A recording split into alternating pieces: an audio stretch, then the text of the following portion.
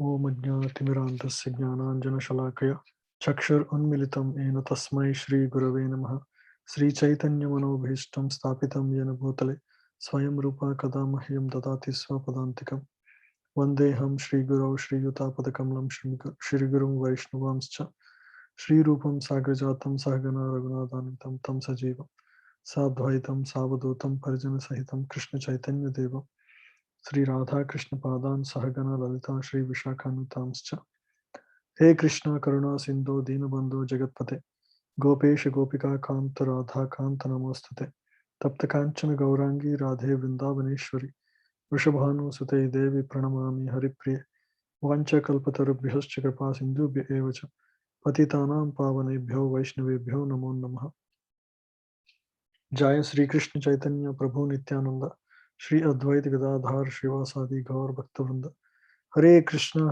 Krishna Krishna Hare Hare Hare Rama Rama Rama Hare Hare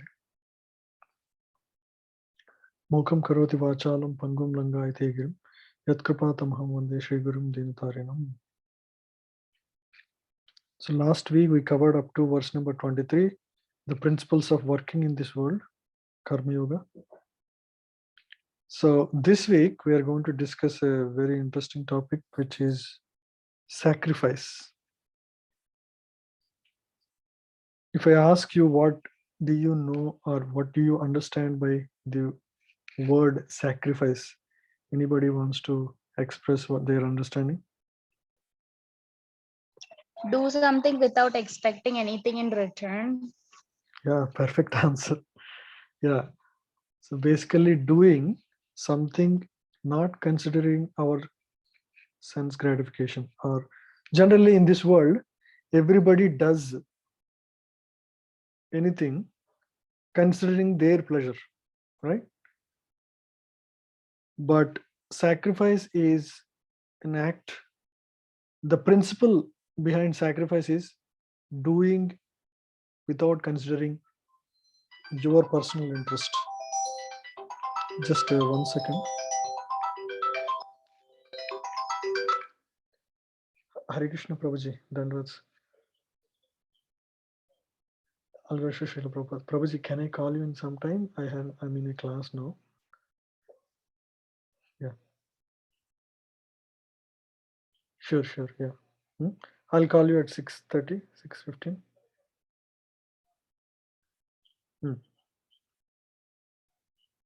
Sure. Thank you. Hare Krishna. Talk to you. I'm sorry. Yeah. So the principle of sacrifice is doing something which is not for your pleasure. Generally, we do everything for our pleasure. The idea of sacrifice, it's sacred, an act of sacredness that is not considering one's own personal interest. That makes sense, right? So now we'll discuss these verses. What is the significance of it, and what is the what is the purpose behind doing that? Brahmarpanam Brahmahavir Brahmagno Brahmanahutam Brahmaiva tena gattavyam Brahma karma samadhina. You see the word Brahma comes twice in the first and second line, and third and fourth line have one each.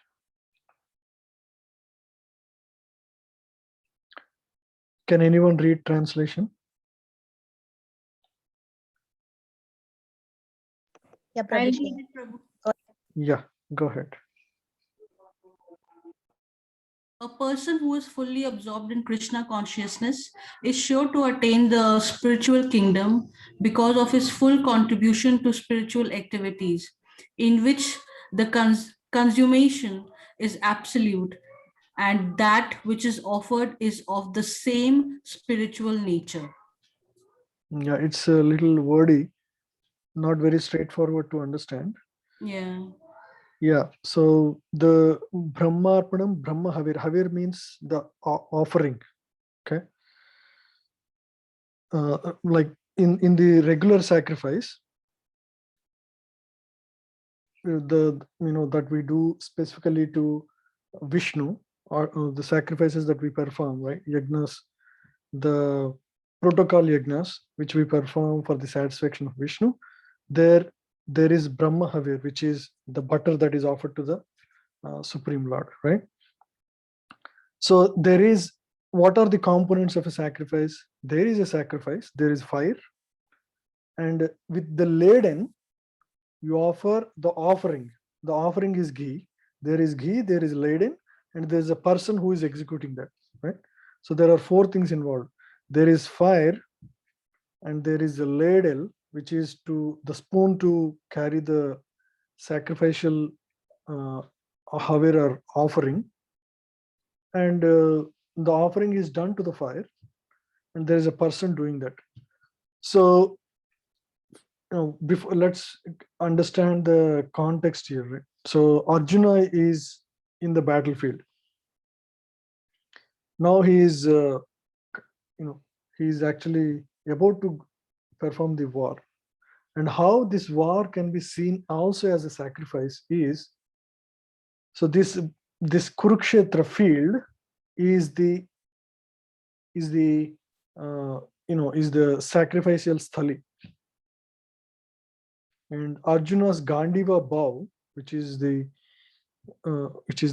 tool that he will use to fight in this war, is like the ladle, the spoon, and the offering is the basically the the Kauravas, or the people who are on the opposite side for him, and he is going to offer that to Lord, and the person executing is Arjuna. So even this battlefield can be completely spiritualized if we have the right consciousness. So Arjuna's work of performing war can also be sacrificed if it is not for his own personal interest. It's not, if he is considering his own pleasure after winning the war, that is not a sacrifice. But as long as it is the execution of the order of Lord, for the satisfaction of the Lord's mission, then the execution of this war becomes a sacrifice for Arjuna. Yeah. So now let's, with that understanding, a person who is absorbed in Krishna consciousness or God consciousness, means when Arjuna is fighting this war, if he is considering, this is the order of Lord to actually establish dharma, so that is actually absorption in Krishna consciousness or God consciousness. A person who is absorbed in Krishna consciousness is sure to attain spiritual kingdom because of his full contribution to spiritual activities.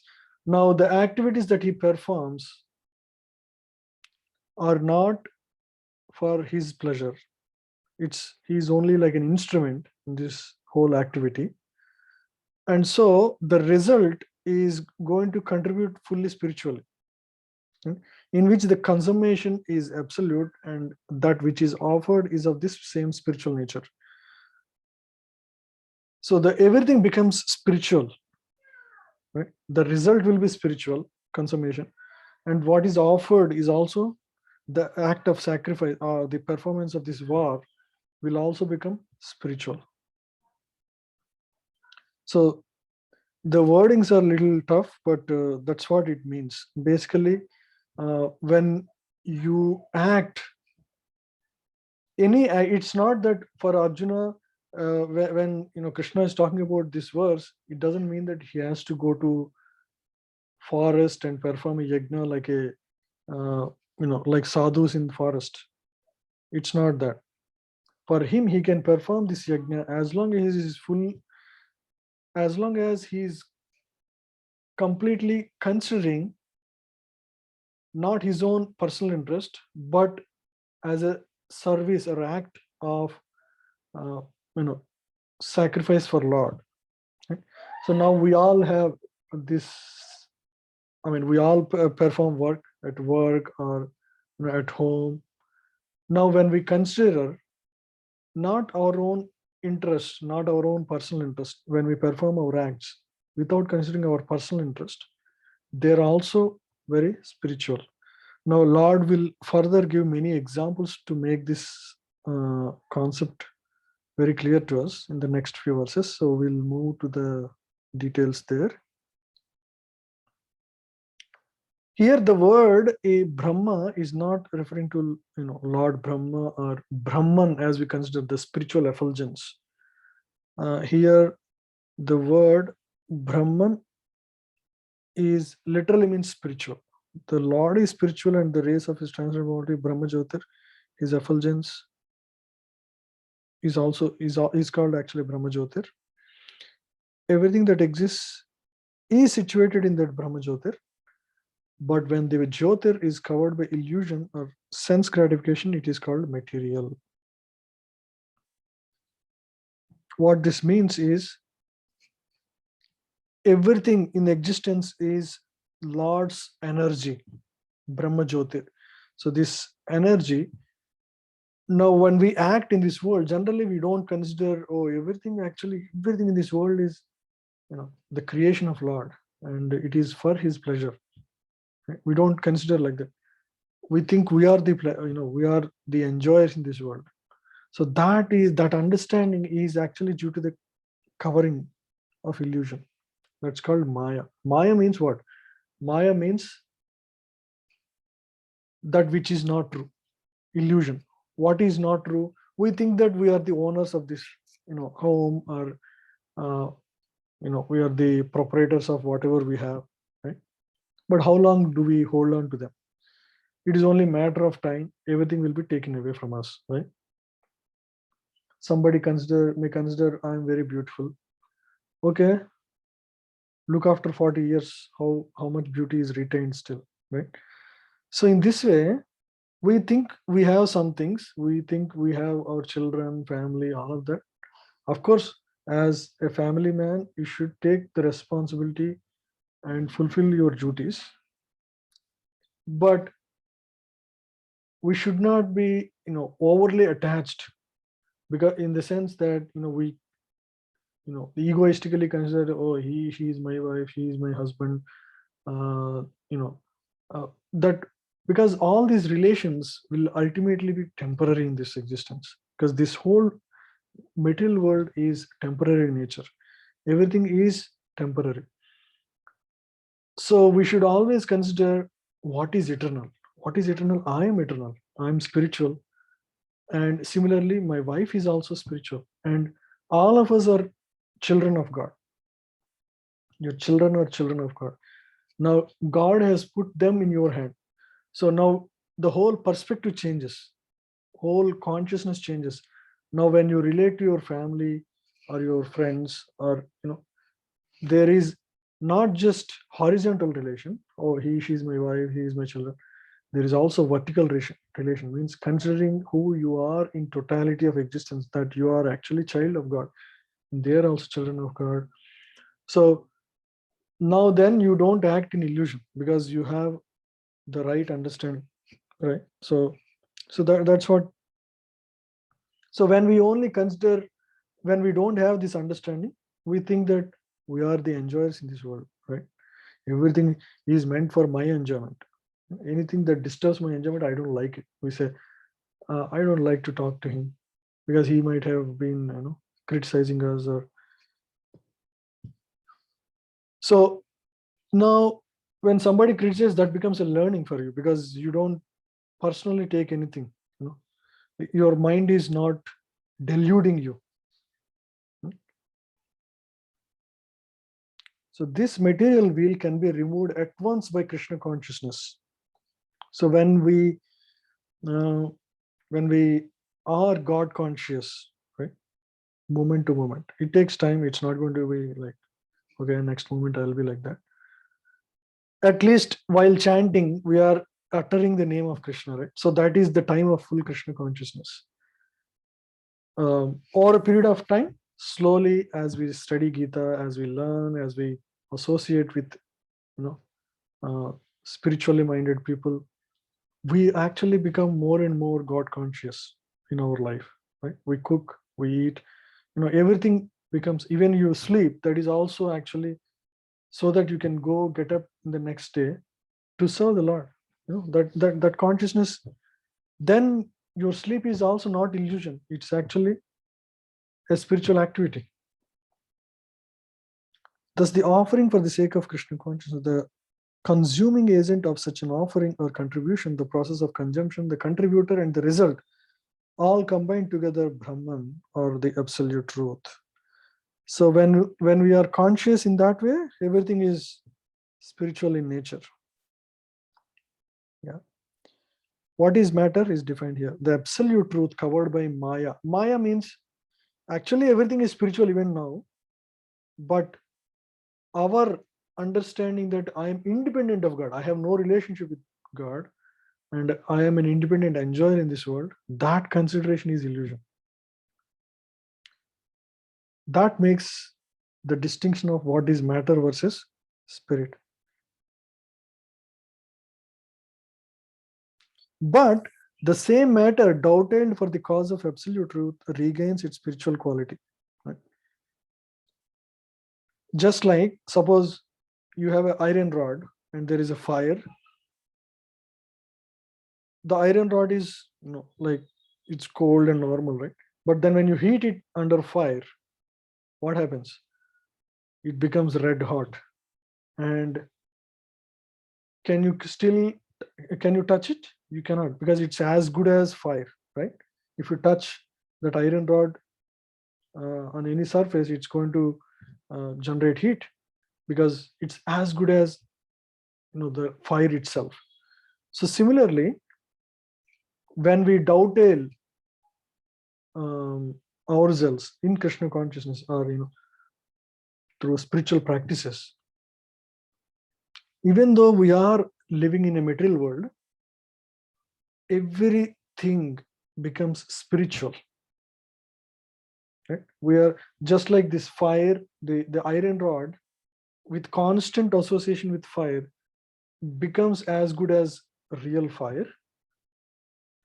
Our life, human life in this world, can also be completely spiritualized by connecting with the spiritual source. Just like heat source, if you connect too much, you become hot. So similarly, when you connect with spirit source, which is the Lord himself, because of his potency and our association with that, we become spiritual completely. Yeah, Krishna consciousness is the process of converting illusory consciousness into Brahman, or the Supreme. When the mind is fully absorbed in Krishna consciousness, it's called samadhi or trance. Anything done in such transcendental consciousness is called yajna. You see, so this is how it is. Many of us have different understanding of samadhi, the way Ashtanga yogis do, where you go into meditation and completely absorb yourself, right? So that is in the path of Ashtanga yoga. The same thing can be done in the bhakti yoga also. So where your mind is constantly absorbed in Krishna, right, or Vishnu, or any form of Vishnu. It could be Rama or Narsimha.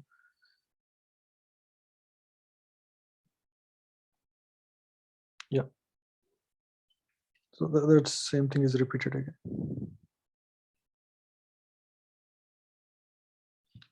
Daivam eva pare yajnam yogina paryupasate brahmagna apare yajnam yagne naivopajja juhvati. Yeah, I'll ask someone to read. Anil Kumar Prabhu, please read. I think you're joining today. Would you unmute yourself and read, please? Thank you. Yeah, translation. Some yogis perfectly worship the demigods by offering different sacrifices to them, and some offer sacrifices in the fire of the Supreme Brahman. Correct. So now Lord is going to give some different examples of sacrifices as performed by different people and different yogis. Now he is talking about yogis who worship demigods, devas. Daivam eva pare yajnam, those who perform sacrifices to demigods like Indra, Chandra, Varuna, Vayu, Shiva. So these are all demigods. Those who perform worship of the demigods by offering different sacrifices to them, and some offer sacrifice in the fire of Supreme Brahman. It is also an act of sacrifice. This is called Sakama Karma Yoga. Sakama Karma Yoga means generally people worship demigods with a desire to attain something. Somebody worships Lord Shiva to actually get a good job, or somebody worships Parvati to get a good husband. Right? These are specific. There are specific sacrifices or process of karma khandas described in our Vedic scriptures. By performing those specific pujas and methods of worship, one actually attains the results. This is also a kind of sacrifice, meaning an act where one is performing without considering his own, the act itself does not have his own personal interest, but he may have something in his mind to actually, so that's why it's called Sakama Karma Yoga. Sakama Karma Yoga means an act of yoga where one performs with some desires to be fulfilled. So this is not like a high grade sacrifice. It's like a somewhat low grade sacrifice. But at least the thing is, he is approaching the Vedic system instead of trying to manufacture his own ways, or or having no faith in God, right? So he's actually approaching the demigods.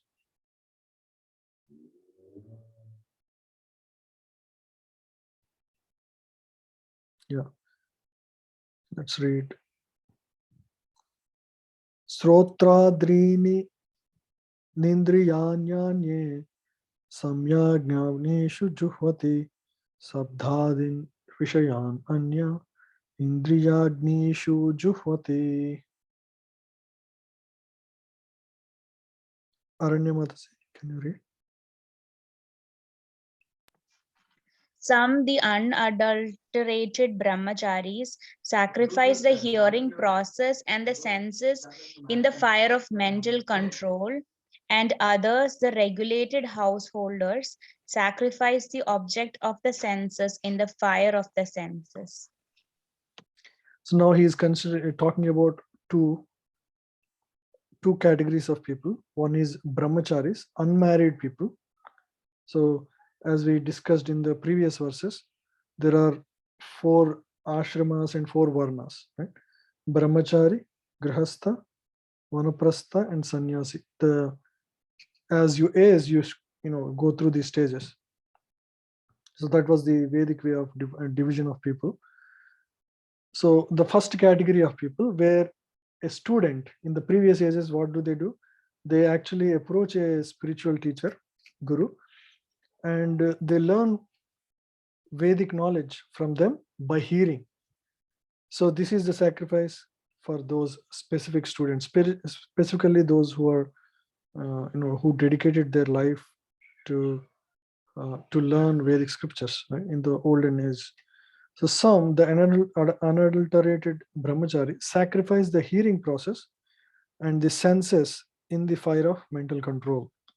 So by learning Vedas, they actually attain the, through that knowledge, they actually are able to attain the mental control. And this is primarily hearing process, jnana yajna. And yeah, so and others, the regulated householders, sacrifice the objects of senses in the fire of senses. The grihasthas, after an age, one enters grihastha ashram.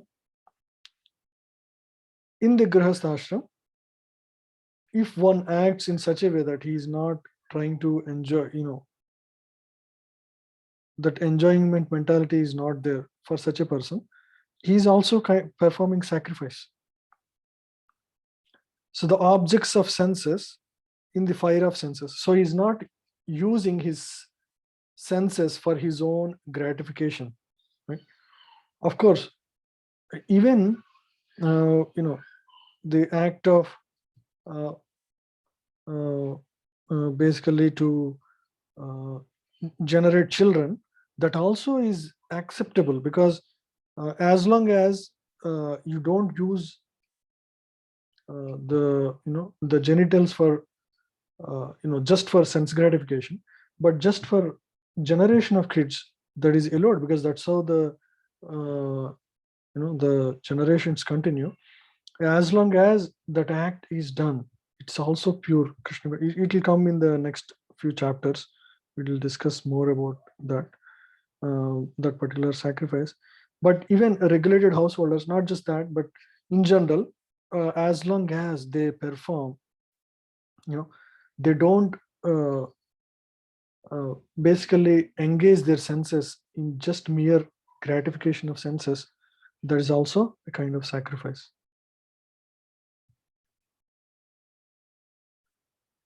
The members of the 4 divisions of human life, namely Brahmachari, Grihastha, Vanaprastha, and Sannyasi, are all meant to become perfect yogis or transcendentalists. So the whole system of Vedic division is, this division, how one learns at the age of Brahmachari and then enters Grihastha, Vanaprastha, and Sannyasi. If you look at this division itself, you can understand clearly the whole thing is geared towards taking one to perfection of one's life.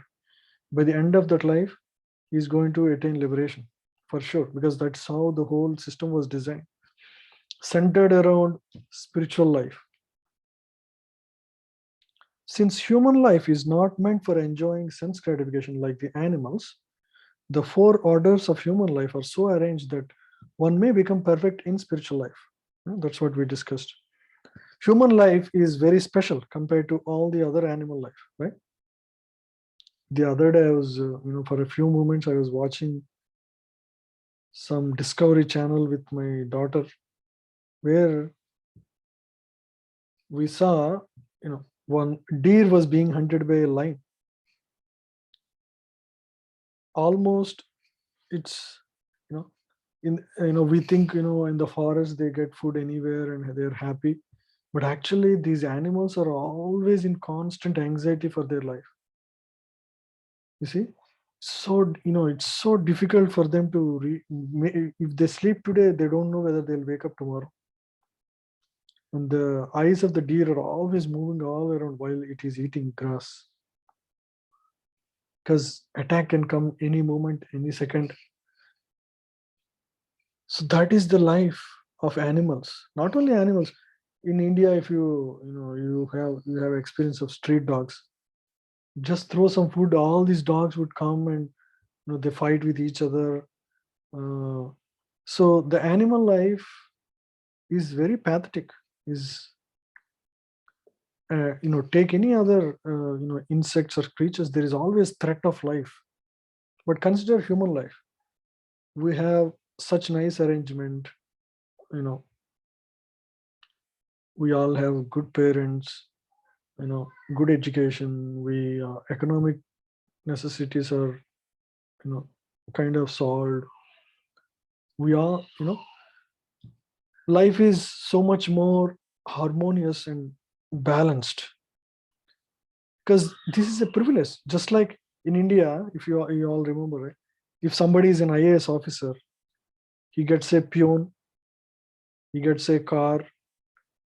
I have my uncle who is an IAS officer, so he gets a car, he has a assistants, so that he can focus on the main things to actually help the citizens of the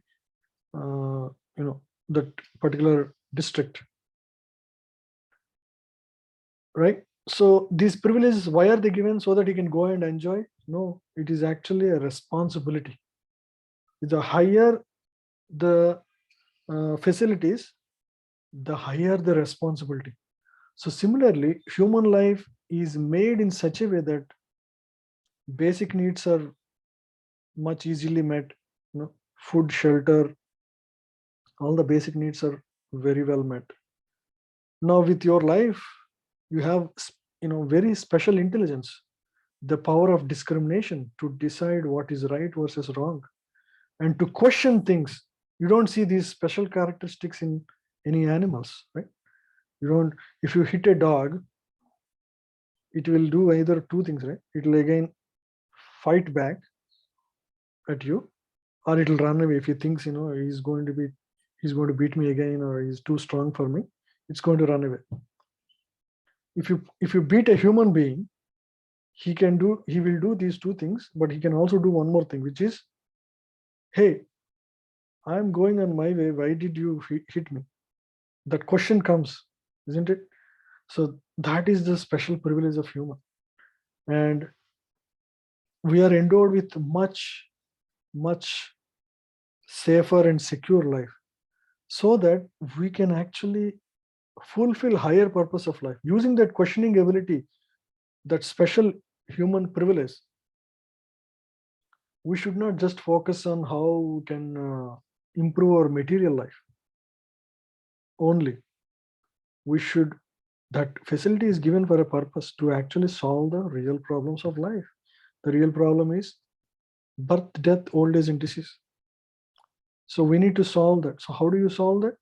How do you not come to this world again? How do you not die another life again? This life anyway, you are going to die. But how do you not go through another death experience? So these questions are the real problems of life. It's not about what job I'm going to get, COVID. These are going to come and go. But the real problem is your life is going to come again. You're going to take one more body in this world. How do you solve that problem? That is the real problem. So that is what this wisdom of Gita teaches us to solve. To solve the real problems of life. To not come to this world again. Because once you come, there is, again, you start from zero. Right?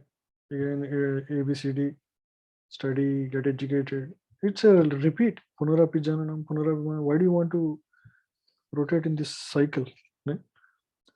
So you have a human body, which is a highly privileged body. Use that, and highly privileged intelligence. Use that to solve the real problems of life. And that happens through the study of Gita and applying the principles of Gita here in our own life. The brahmacharis, or the students under the care of a bona fide spiritual master, control the mind by abstaining from sense gratification. Because sense gratification is for animals. In gross sense gratification, you see animals, they mate with each other like crazy. They eat in filthy conditions. They don't care. Whatever they like, they'll do. So humans are special, and we need to use our senses responsibly. If brahmachari hears only words concerning Krishna consciousness, hearing is the basic principle for understanding, and therefore the pure brahmachari engages fully in Harer Namanu Kirtanam, chanting and hearing the glories of the Lord. He restrains himself from the vibrations of material sounds, and his hearing is engaged in transcendental sound vibration of Hare Krishna, Hare Krishna. Is the easiest way for us. Similarly, householders who have some license for sense gratification perform such acts with great restraint. Sex life, intoxication, meat eating, and are general tendencies of human society. But a regulated householder does not indulge in unrestricted sex life and other sense gratification. We should have some level of control. It should be regulated.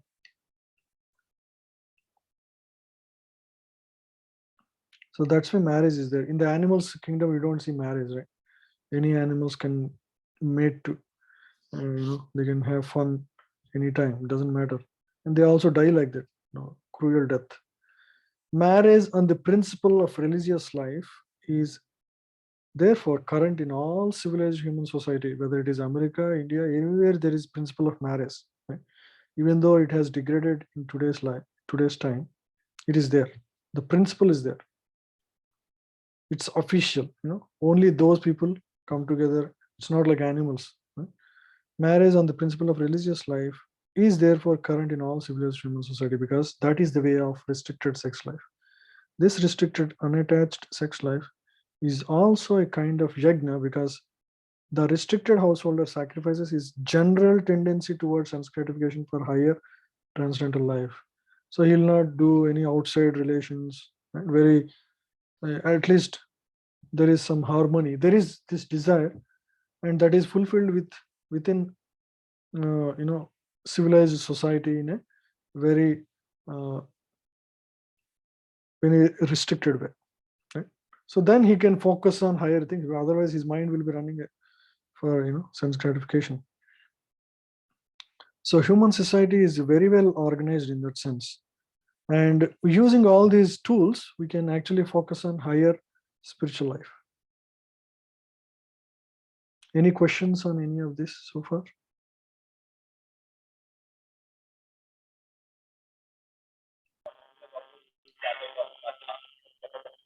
Prabhuji, this is Anil Kumar. Actually, Yes, I just Prabhuji. wanted to know. Yeah, I just wanted to know the text 24, I guess, Brahmarpanam Brahmaganam. Mhm. I have seen that a lot of people call it as a Bhojan mantra. Why they are calling like that? A lot of people call it as Bhojan mantra. They recite this Mhm. mantra before they eat food. So I'm just wondering why they call it as a Bhojan mantra. Is it any Oh. relevance there? because the act of eating can also be made as a sacrifice, Anil Prabhu. Because actually this act can be done before any action to make it spiritual. Okay, so before eating also one can recite this will give us the consciousness. Actually, I'm actually eating this food that is given to me, that is available to me, is an offering to the Lord.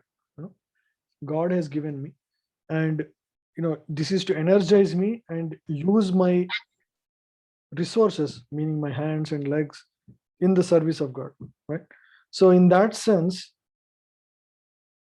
so this food is like a fuel to your body to engage in the service of God further, right? And also the other aspect is, when you're eating food, your body is like a temple, and there is Paramatma within the heart, right? So it's basically maintaining the temple of your body, right? So in that sense, it's also a sacrifice. So in this way, you can understand it. So actually, this principle, this is a very fundamental verse where people recite to make it as a sacrifice, any action. And one of them is before eating, because that's a one of the primary activity all of us do.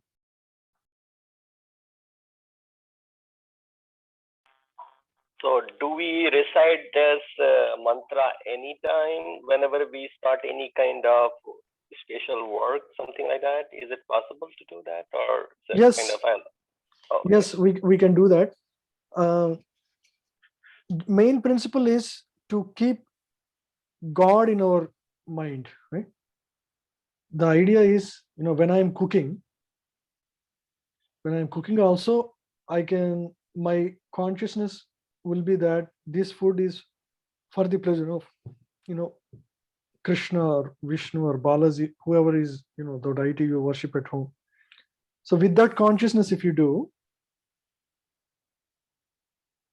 that becomes a sacrifice, and the food is offered, and whatever the prasadam that you eat after taking out the food from the Lord, that becomes the sacrificial remnants, because the whole cooking itself is a sacrifice, act of sacrifice, and ultimately it is offered to the Lord, and now you are eating, right?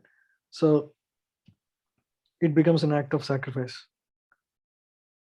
It's not more about specifically reciting mantra, it's about your consciousness. So for that, to simplify that, you can also just chant Hare Krishna mantra, because you are just bringing God into your consciousness before any activity. Just say Hare Krishna, Krishna Krishna, Hare Hare, Hare Ram, Ram Ram, Hare Hare. That itself immediately just brings God into your consciousness, and you have the support of Lord in your actions. It's just simple way. There are specific mantras actually that we can do for specific activities. Yeah, but those are details. We don't need to worry about specific mantras. For now, we can just focus on this chanting this, Maha Mantra or Mula Mantra, right? That's good enough. Thanks, Prabhuji. Yeah, thank you, Prabhu.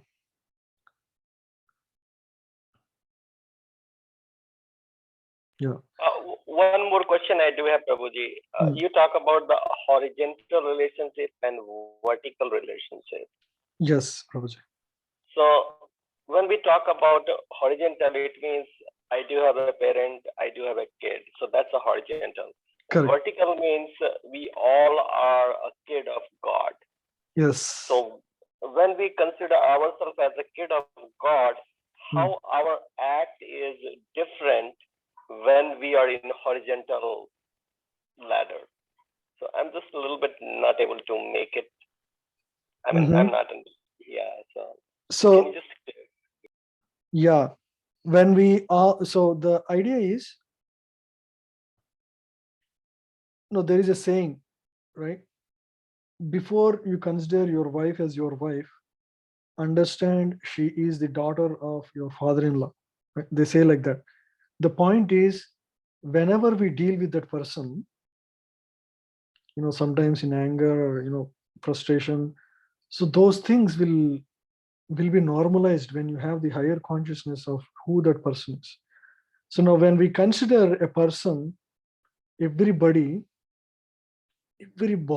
you see as a temple, a person, that in that person there is God, in that animal there is God, in every person. If you start seeing like that, especially your own family members, right, then the way you relate will be very different.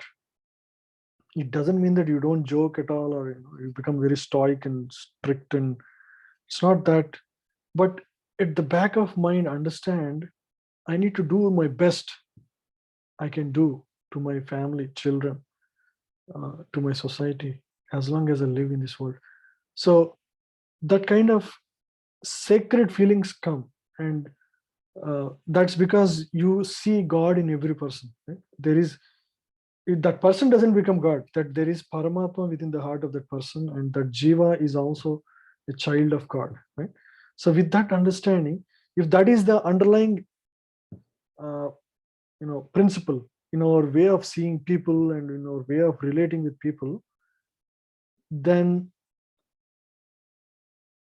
the actions that we perform will be way different. Now consider another way of relating it. Somebody hurt me, or somebody said some critical words towards me. I only consider that person as my enemy, right? Without the higher understanding that he is also actually a soul, and ultimately he's also a child of God. We don't see all of that. Now when we see in this way, with this horizontal plus vertical relation into consideration, then you want to take time, step back, and see what does he say. Is there any validity in that? Maybe he was upset with his own life for some reason and he said that word. Or maybe he has some other agenda. If he has some other agenda, he wants to cheat you or whatever, don't worry, because ultimately God is going to help you, right? If you do the right things at right time, it will work out. You don't need to worry about these special adversaries, right? You don't. So ultimately the point is, when you have this vertical relationship consideration, the way of you seeing things will change. You see my point? Yeah, I looks like I am getting it. Looks like the way, if you'll go with a vertical understanding, it means we are respecting everybody, and we are trying to improve our character as well. so that Correct. we will not talk bad to anybody. We will not talk, I think, wrong things about others. Mm. We will consider everybody as this kind of our, I mean, brother or sister, whatever we are Correct. trying to say. It doesn't mean that everybody is going to be nice to you. There will be people who are going to criticize you, blast you, badmouth you. All that is going to be there. But the way you see is that is actually an instrument of me getting my karma. I have certain karma to go through in my life, and this person is just acting as an instrument. Doesn't mean that you don't stop him. Again, when there is injustice, you have to take the right actions. Okay. Again, it's not like a subdued person who doesn't care for what happens on him, right? You do the right actions, but you don't see just the superficial external thing only. You see much deeply, because you are a much deeper person. You have a higher understanding of life, right? So you don't just become a superficial, oh, I got something, I'm going to react right away. What happens to you is not the problem. I have a quote actually. What happens to you is not the problem. The way you react to the problem. The way you react is generally the problem. Now you don't react in life, you only respond. What is the difference between reacting and responding?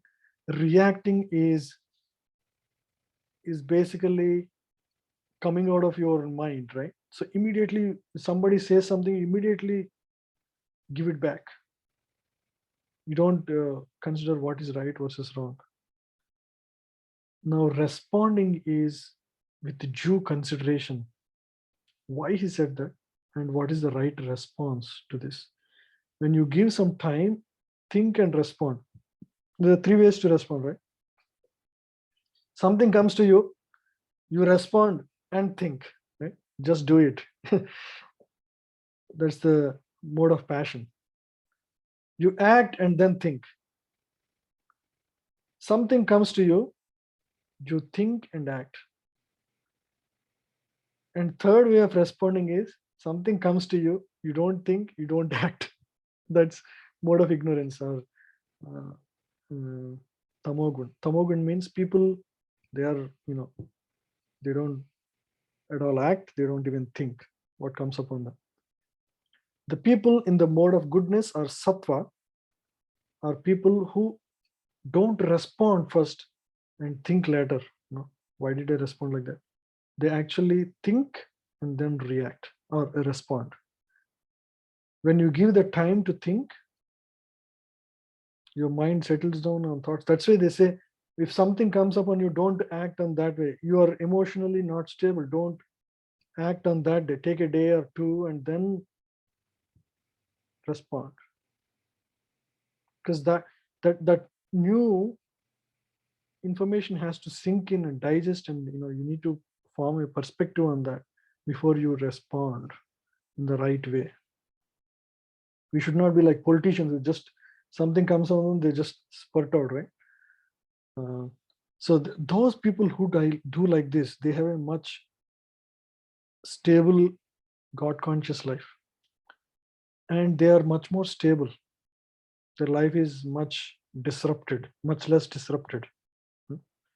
So because what happens to us is not in our hands. Anytime anything can happen. Somebody may lose their loved ones, so many. Life is going to give you all kinds of challenges, right? But those who are grounded in spiritual life, they have vertical relationship with God. They have that consideration, so they respond in a much better way. They are the ones, the stable minded people. And we'll learn more about these principles as we go. Yeah. Sarvanindriya karmani prana karmani chapare atma samyaya yogagno juhvati jnana dipite.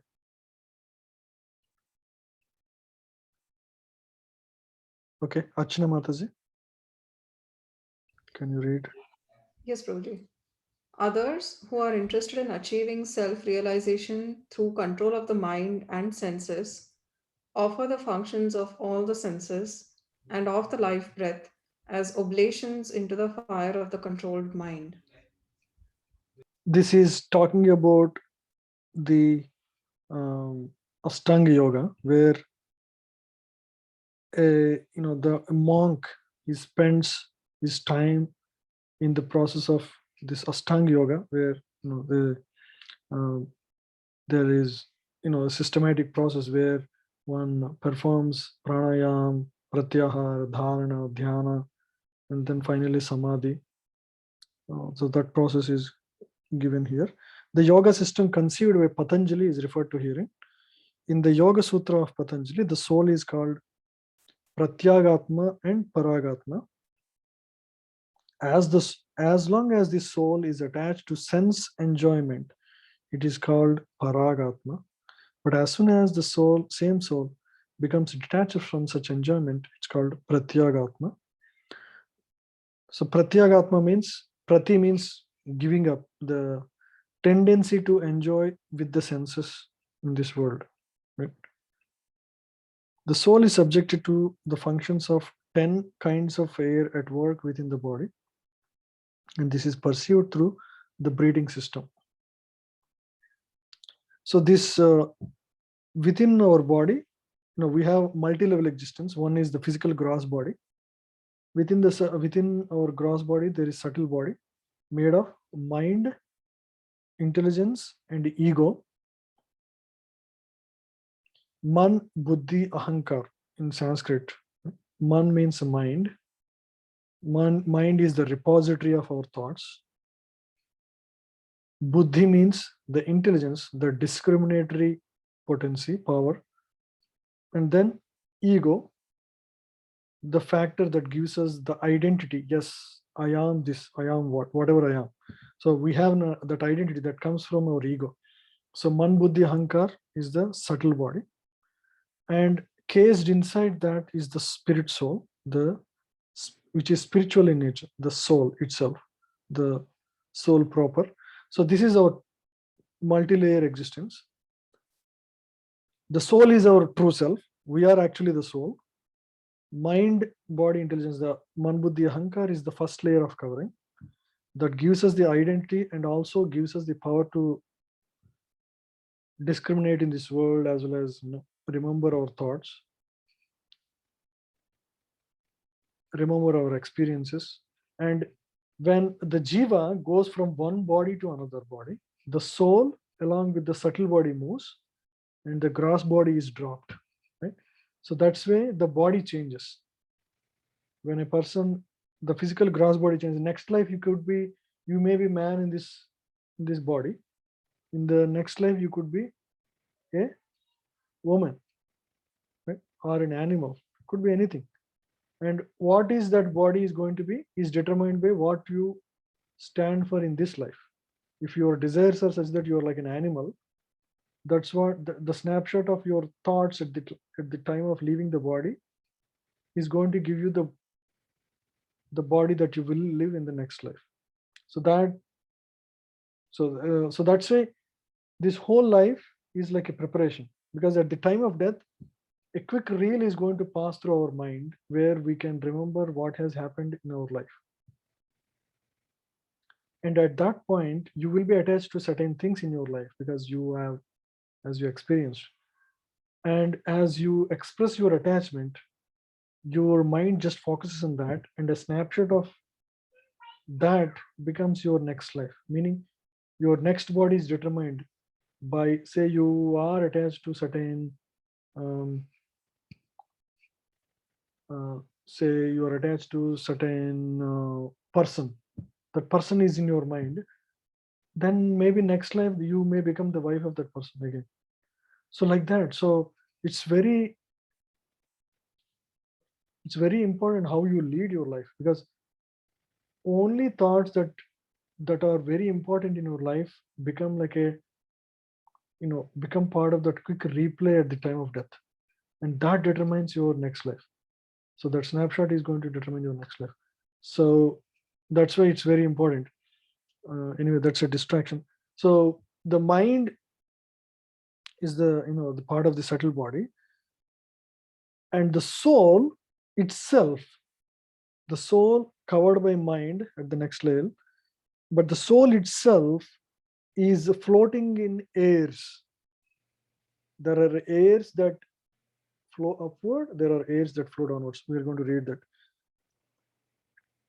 This pratyagatma is withdrawn from the activities in matter, because that person, that yogi, is trying to focus his consciousness inward. The senses interact with the sense objects, like the ear for hearing, eyes for seeing, and nose for smelling, tongue for tasting, and the hand for touching, and all of them are thus engaged in the activities outside the self.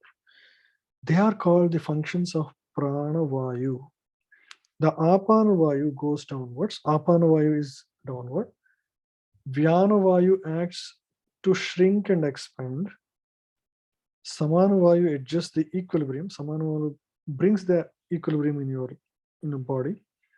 So some people say that I'm having chakkar, or I'm not having equilibrium, I'm not able to stand.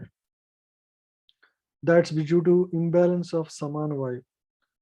Udana vayu goes upwards, and when one is enlightened, one engages all these in searching for self-realization. So in this specific process where he controls these airs that are floating in the around the soul. The soul is the core thing that is floating in these airs, the pranavayus. So it is this, along with this, the soul floating in this air, and the subtle body will move to the next body. So just like subtle body is the interface between the gross physical body and the soul, meaning it gives the direction on how the soul can desire and act in this world through the means of the subtle body to the gross body. So similarly, the vayus become the is the one that's going to connect the soul with the actually subtle body. The balance of the vayus, so that sandwiches them both. Anyway, this is a very deep science. We can discuss at some point, but the point is, these yogis actually they actually try to control these airs in the body, but this is not the yoga that is prescribed for Kali Yuga. This is also yoga, valid yoga system, but this is not what is prescribed for specifically Kali Yuga. Kali Yuga, the ideal yoga for Kali Yuga is Bhakti Yoga, right? So many scriptures talk about it.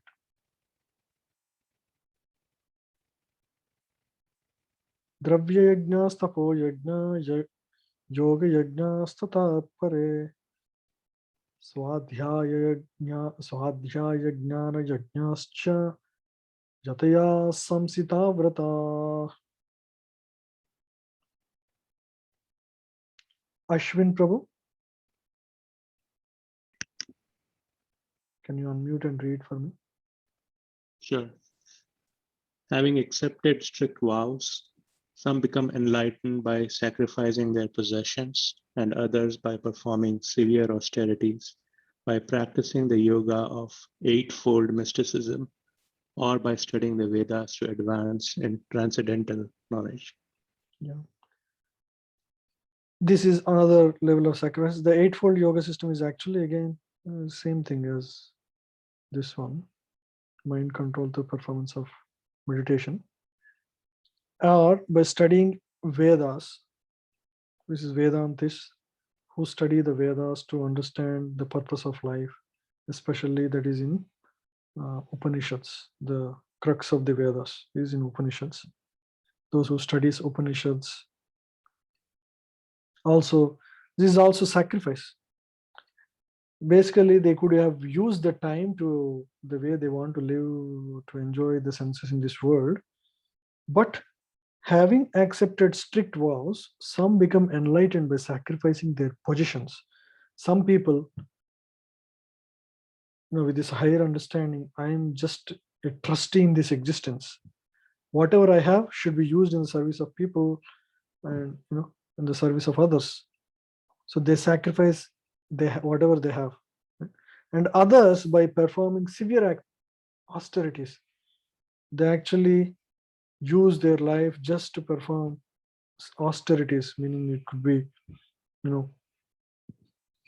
some people go to forest and live there, right? Like that. But it's not recommended for Kali Yuga. Kali Yuga, Bhakti Yoga is the preferred method. By practicing yoga of eightfold mysticism is another way, or by studying Vedanta is also another way. Yeah. So Prabhupada talks about positions. In India, the rich mercantile community or princely orders open various kinds of charitable institutions like Dharmasala, Annakshetra, Atithisthala, Anadhalaya, and Vidyapita. These are all various sacrifices. In the olden age, another great kings, they have constructed temples with with rocks. You see in South India, there are a lot of these old temples, Padmanabha temple, Ranganatha Swami temple. So they, in fact, constructing these temples would take generations. The king would start, it won't be complete in his lifetime, and the next generation will take the same project and continue further. So their whole life is about constructing this temple. This is their yajna, this is their life. So there are many pious kings who have lived like that for many. And what happens in the temple? Completely, the center is God. And for thousands of years, these temples will live.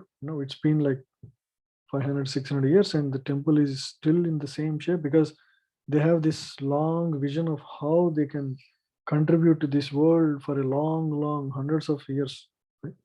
So they did like that. And then there are these like dharmasalas. There are many kings who have done these atidisthalas and anadalayas, vidyalayas. In other countries too, there are many hospitals, old age homes, and similar charitable foundations meant for distributing food, education, and medical treatment for free to the poor. All these charitable activities are called Dravyamaya Yajna. There are others who with higher elevation in life, or others who for higher elevation in life or for promotion to higher planets within the universe voluntarily accept many kinds of austerities like Chandrayana and Chaturmasya. Chandrayana is for a person who desires to go to moon in their next life. Moon, as we consider in the in this world, moon is inhabited place as we consider, right? But actually Vedic scriptures say all the planets are full of living entities. Just that you cannot see with your gross eyes doesn't mean that there are no living entities. There are subtle living entities there, and these are higher planets, means the life standard is much better than here. For example, you can consider the life standard of Bangladesh versus America, right? There is a difference, you can gross difference. So similarly, in these higher planets, the life standards are higher, and there are specific yajnas that can one perform, doing which they get legally eligible to go there.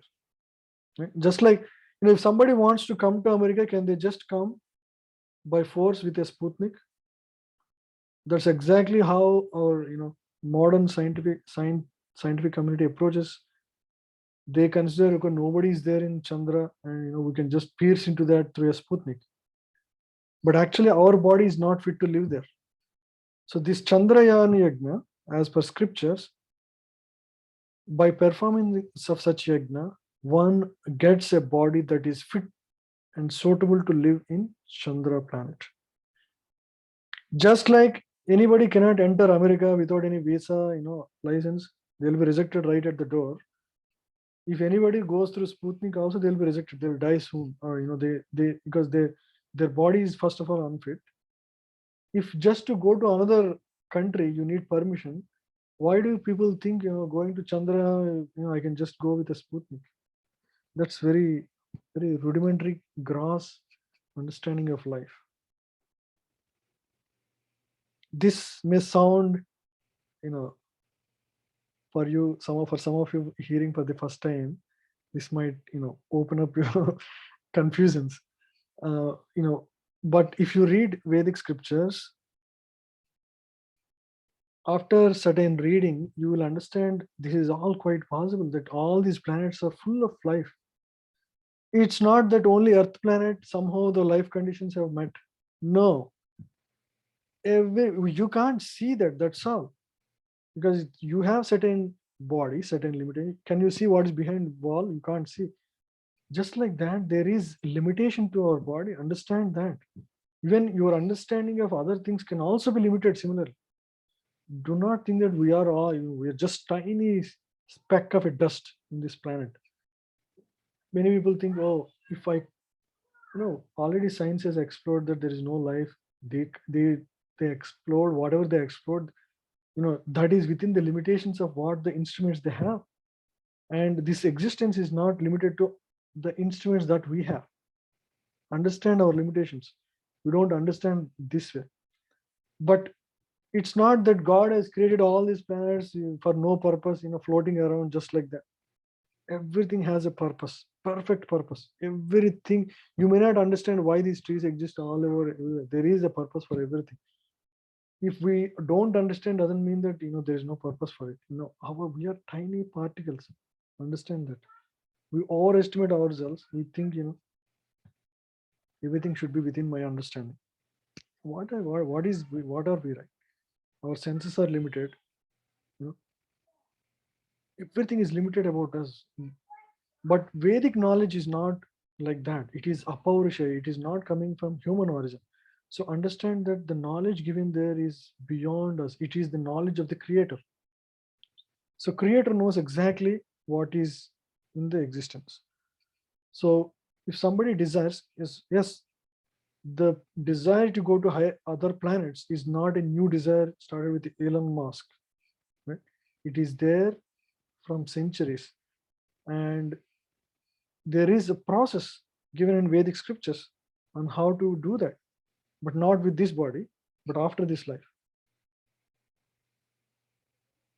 So those processes are given. Again, these are sacrifices we don't recommend, because these are, again, Chandraloka is within the material existence, within the material realm. We don't want to get stuck in this material existence anymore.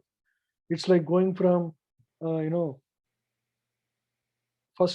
second class jail to first class jail, right? We don't want to go like that. You want to get rid of this material existence. You want to go beyond the material existence. So these are not desired by, the real spiritualists. These are, low class people, but still adhering to the process though. These processes enter severe oaths for conducting life under certain rigid rules. For example, Chandra Chaturmasa vows, the candidate does not shave for 4 months during the year, does not eat certain foods, does not eat twice in a day. These are all details, we don't need to worry. Hatha Yoga, Rastang Yoga, Patanjali system again. There are others who engage themselves in the study of different Vedic literature, specifically Upanishads or Vedanta Sutras, the Sankhya philosophy. This is another, the hearing process. All these are called Swadhyaya Yajna. Swadhyaya means self-study or engagement in the sacrifice of studies. All these yogis are faithfully engaged in different types of sacrifice and are seeking higher status of life. Means going beyond this current life standard, right? Krishna consciousness, however, is different from these because it is the direct service of the Supreme Lord. Krishna consciousness cannot be attained by any one of the above mentioned types of sacrifice, but can be attained only by the mercy of the Lord and his beloved, his bona fide devotees. Therefore, Krishna consciousness is transcendental. Right? So again, we are not after any of these are all petty minds. We don't consider these as highest. Once you understand the higher purpose of life, you don't go after these things. In fact, these are much harder to perform actually. If you look at this Chaturmasa vow, you need to shave and eat certain foods. These are all, ours is a lifetime service. These are like particular sacrifices one performs to attain certain results.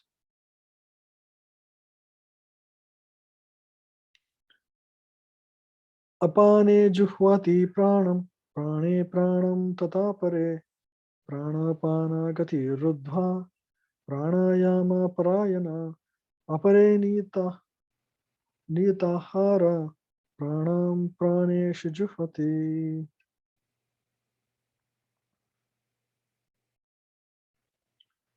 Nitin Prabhu, can you read? Yes, Prabhu.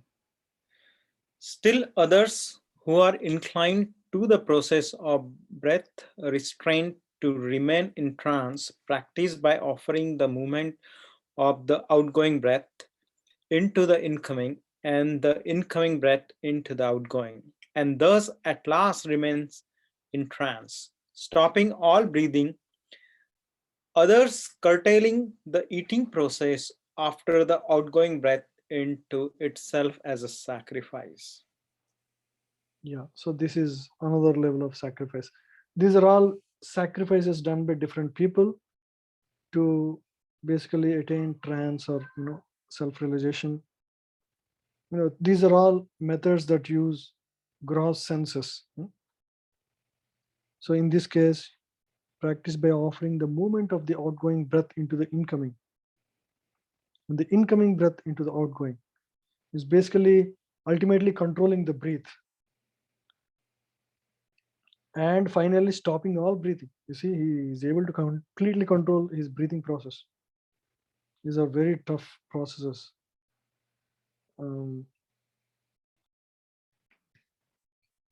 If you look at these, right, all these processes, they either involve your mind or your gross senses, limiting your senses and all. But if you consider the japa that we do, that one directly focuses on the soul itself, because the mantra you chant is transcendental and it focuses on the Supreme Lord and the soul. So that's why it is considered the superior process of all, because when you chant the mantra, it is not any ordinary name. It is the name of the Lord. And so it has that power and potency. So all these other processes, they use everything outside, gross, either it is subtle or gross, controlling your eating habits, controlling the use of senses, versus controlling your mind, through the mind control through Ashtanga yoga. All these are all focused on either your subtle elements or gross elements. But what we do, japa, that directly focuses on the soul, because that is offering of consciousness, right? When you perform japa the right way, what you do, you offer your consciousness. So in this, what are the people doing? They are offering their mind, or they are offering their senses, or sense objects. These are all external. That's why in the latter chapter, Krishna says, of the yagnas, I am japa, he says. Because of all the yagnas, what is the best is japa. It comes in the latter chapter, in the 11th chapter. Interestingly, even though he's describing all this, he's not going to talk about what is the best yagna here, but he's going to talk about that in the 11th chapter, where he says, of the yagnas, I am japa. Because when you perform japa, when you chant the name of Lord Vishnu or Lord Krishna, you are offering your consciousness directly, because at the time your thought is just the Supreme Lord. So that's why it's considered the highest of all the sacrifices. This system of yoga for controlling the breathing process is called pranayama, and in the beginning it is practiced in the hatha yoga system through different sitting postures. All of these processes recommended for controlling the senses and for advancing in spiritual realization. This practice involves controlling the airs within the body so as to reverse the directions of their passage. The apana goes down, prana goes up. The pranayama yogi practices breathing the opposite way until the currents are neutralized into puraka, or equilibrium. So by hearing all this, you may think, oh, this may be, this is the right thing to do, or this is really complex, this may have more effect. Don't think like that. It is not. Right? I had, because I started with all these other things first. I have done this for certain years before I actually learned about bhakti yoga and other things. But after reading through scriptures, I realized this is not the process for this. Is very clear. Scriptures are clearly talking about that. Offering the exalted breath, exhaled breath into the inhaled breath is called rechaka. When both air currents are completely stopped, one is called to be in Kumbhaka Yoga. By practicing Kumbhaka Yoga, one can increase the duration of life for perfection of self-realization. We hear about Himalayan yogis who live for 300 years, 500 years. They come to Pushkaras. Some of these yogis are 300 years, 500 years, because they perform these yoga systems, and when they perform these yogas correctly, they gain control on the body. And using that, what is the purpose of increasing their lifetime? So that they can perform more spiritual activities, right? So that they ultimately want to attain perfection in this one life, right? Duration of life for perfection in spiritualization is the ultimate purpose of increasing one's lifetime is to again perfect one's life. The intelligent yogi is interested in attaining perfection in one life without waiting for the next.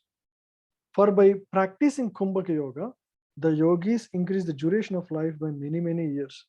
A Krishna conscious person, however, being always situated in the transcendental loving service of the Lord, automatically becomes the controller of the senses.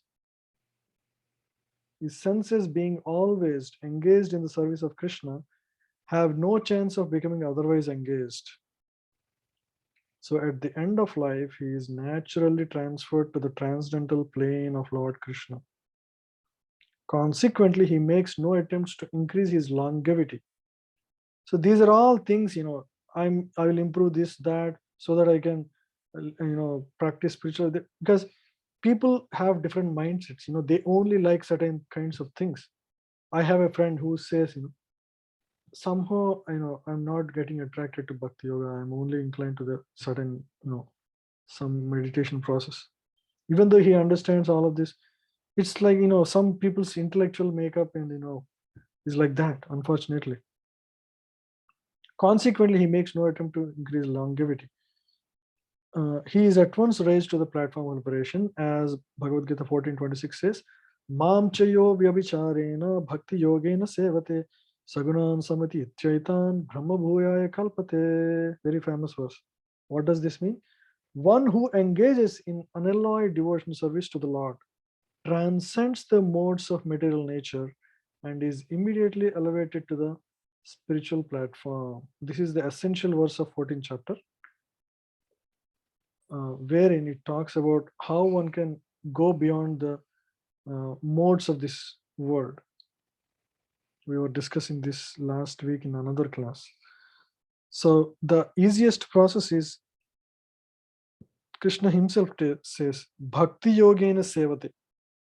Mamchayo abhyabhicharena means, vyabhicharina means one who goes with so many people. Abhyabhicharina means single pointed focus. Mam means me. Krishna is saying to me, Mam chayo abhyabhicharena, without deviating on so many other paths. If you focus and perform bhakti yogena sevate, if a person does bhakti like that without distracting his mind onto so many other processes, sagunan samati tyaitan brahma bhuyaya kalpate,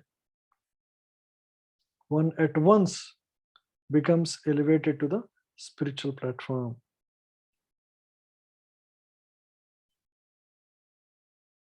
See, A Krishna conscious person begins from the transcendental stage and he is constantly in that consciousness. Therefore, there is no falling down. And ultimately, he enters into the abode of Lord without delay. The practice of reduced eating is automatically done when one eats only Krishna Prasadam, or food which is offered first to the Lord. Reducing the eating process is very helpful in the matter of sense control. And without sense control, there is no possibility of getting out of the material entanglement.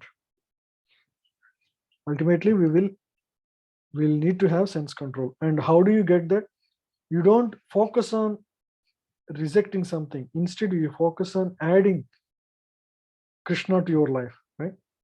When there is Krishna in your life, it's like a bright sun, right?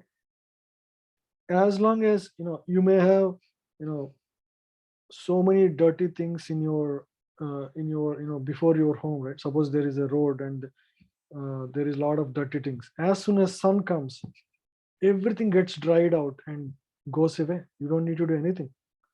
Sun is like antiseptic, right? Otherwise, this world will be filled with filth. All the filth is getting dried out by sun's energy, isn't it in this world? Without sun, there is no cleanliness in this world. Similarly, Krishna is like sun. When the name is chanted, that name rises like a sun in your mind. And all the darkness in your mind, so many worries, so many anxieties, so many depressing thoughts, fears, all these are like, once that light, glows in your mind, you start taking the name of Lord, start chanting the name of the Lord, and in your mind is God. God is in your mind. All the darkness will go away.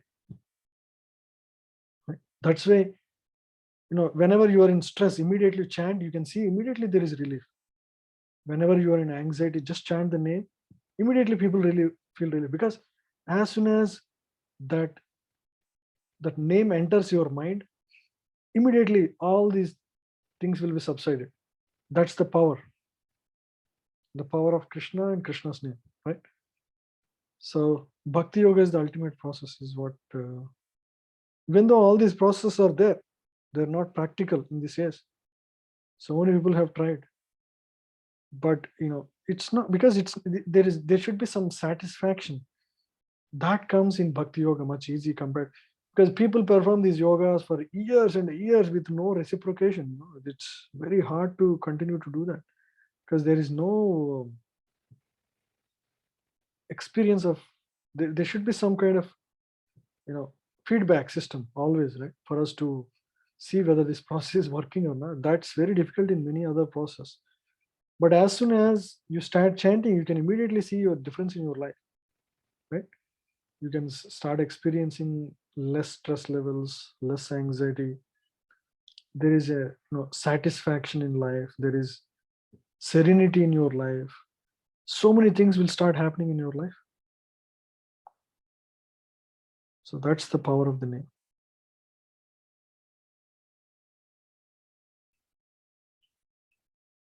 I think we should stop here. You have any questions? We'll discuss from here next week. Anyone has any questions? We have a good attendance today. Couldn't get to everyone. Yes, Mataji. Why, when we are doing all these, whether we are doing bhakti yoga or some other kind of yoga, it is for our benefit that we are trying to get close to God or self-realization. Why is it called sacrifices? Sorry, I didn't get the question part. It's not very clear. Why they are called sacrifices? They are not sacrifices. We are doing it for our benefit to become closer to God. Okay. Why as sacrifices? Yes. Okay. So the reason it's called sacrifice, when we see, ultimately Jiva is selfish in the higher understanding, right? Nobody is, but when you are trying to enjoy in this world, right? That's much like petty thinking.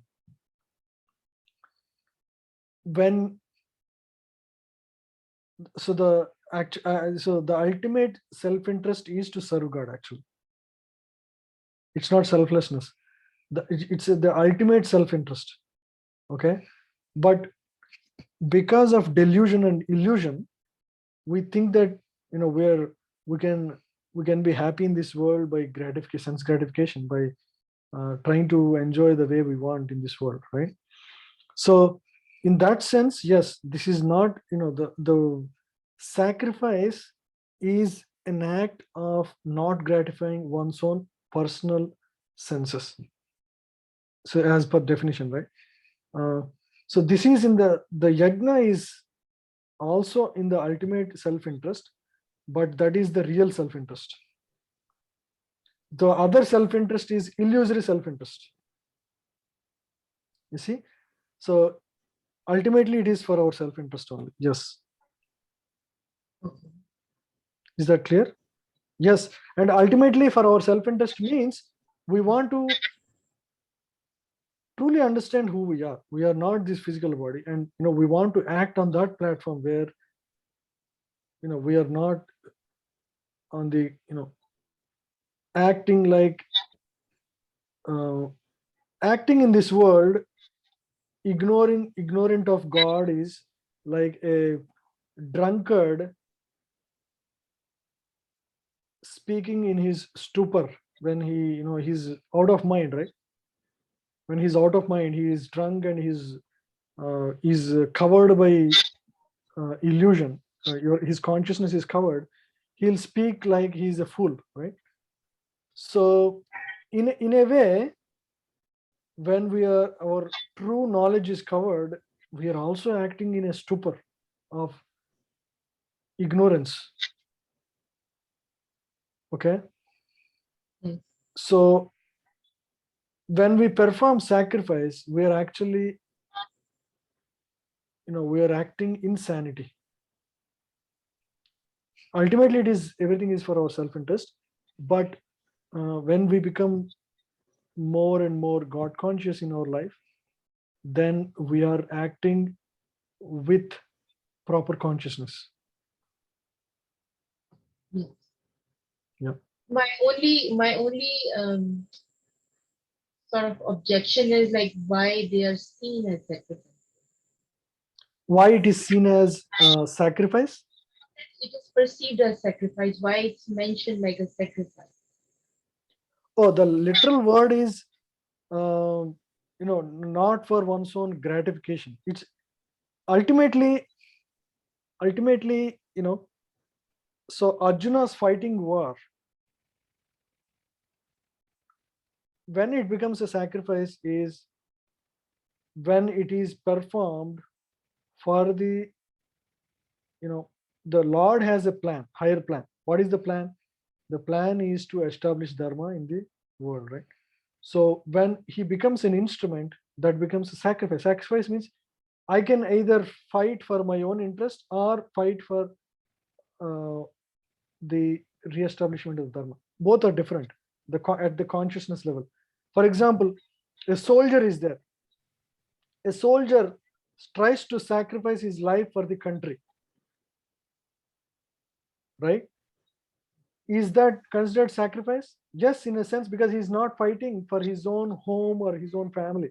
He's fighting for the country on the order of government, right?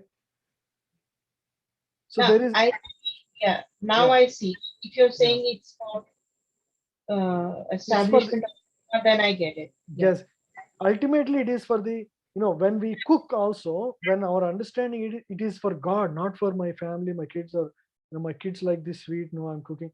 When you understand, when you cook with the understanding, hey, I want to cook this for God, then it becomes sacrifice. So that process that I am not the enjoyer is the origin of that. And in the sense that, yeah, ultimately it is for your self-realization. Ultimately, but you're acting in sanity. All of these actions are, you're acting in sanity means you understand your position, with your vertical and horizontal relation together, right? So you're seeing things in totality, right? Not just with the gross understanding, or just the physical level, right? So you're seeing things in totality.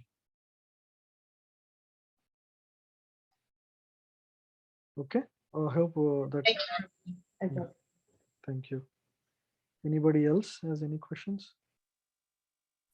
No, Prabhu, just comment if Mm. you allow me.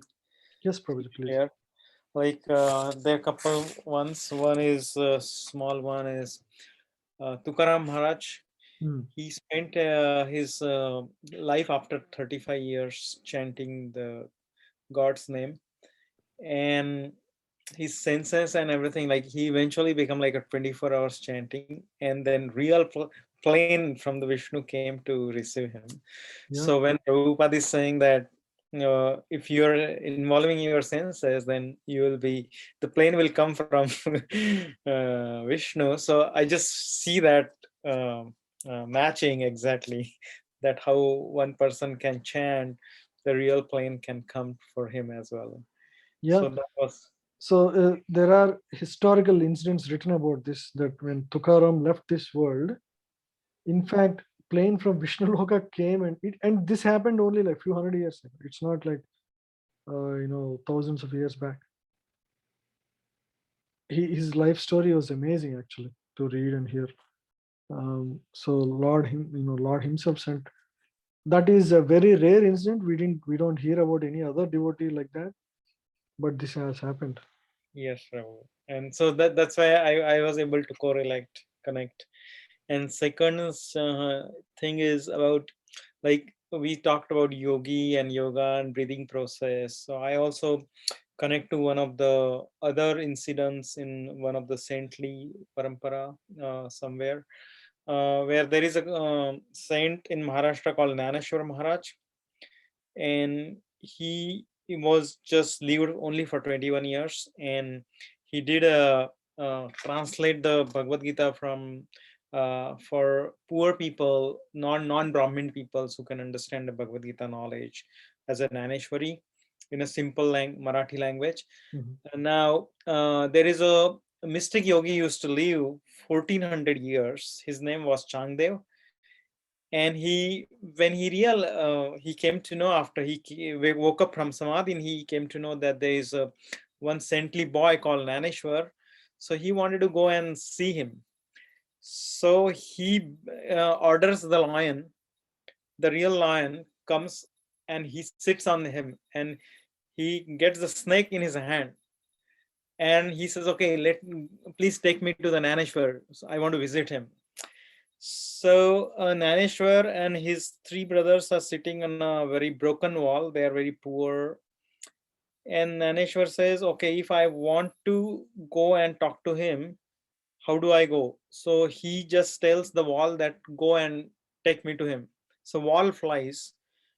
And because Naneshwar doesn't want to show his mystic power, but he wants to also show him that his 1400 years are useless of his yogic mystic power of earning. So that's why he does this pastime. And then Naneshwar, before he visits that, he wanted to write a letter to Naneshwar, and they says, I'm going to come and visit. And he could not write him that whether he should send a child that, hey Naneshwar, or he should say respected Naneshwar. So he could not even understand how to address this small boy, but who has a saintly qualities. So he just sends the blank paper, and then Naneshwar's sister says, oh, 1400 years you lived, but your knowledge is zero for bhakti. So eventually he bows down to Naneshwar Maharaj, and he becomes the disciple of his sister. It's called Muktai. Mm. So after 1400 years, he did not gain any transcendental knowledge. And then he gave up all his mystic yoga and everything, and he started doing bhakti life. Wow. So I'm kind of trying to connect the pieces here and with the experience, with the story. Very nice story. Thank you. Hare Krishna. Yeah. Thank you, everyone. Hare Krishna, Prabhuji. Yes. Just my son is here, Prabhuji, and he has a question. Is it okay if he asks? Yes, yes, sure, Mataji. Hare Krishna, Prabhuji. Like, Hari Bol. I wanted to ask, like, we always see Krishna as an idol, right? Why can't I see him in real life? Because I want to see him in real life, and like, I just don't know what he looks like. Okay. So the descriptions are there in the scriptures, and to really witness him,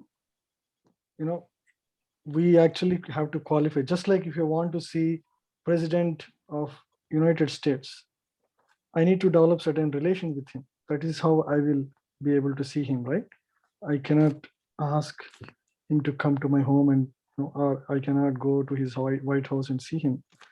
So if you also develop relationship with Krishna through, by chant, you chant every day nicely, one day Krishna will be so happy that he will reveal to you.